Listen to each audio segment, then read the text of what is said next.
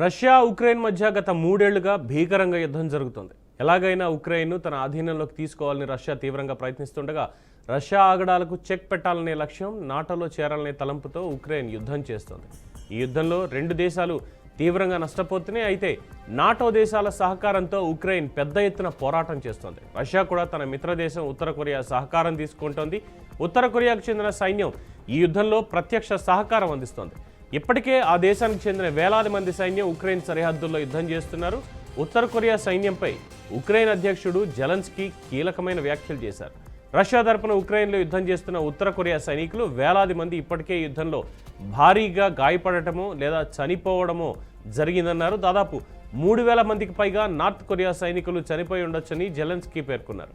భారీగా సైనికులు నష్టపోతున్న రష్యా, ఉత్తర కొరియాలు వెనకడుగు వేయడం లేదని, 2 దేశాల మధ్య అడ్వాన్స్డ్ లెవెల్లో యుద్ధ విన్యాసాలు, సాంకేతికత బదిలీ జరుగుతోందని ఆందోళన వ్యక్తం చేశారు.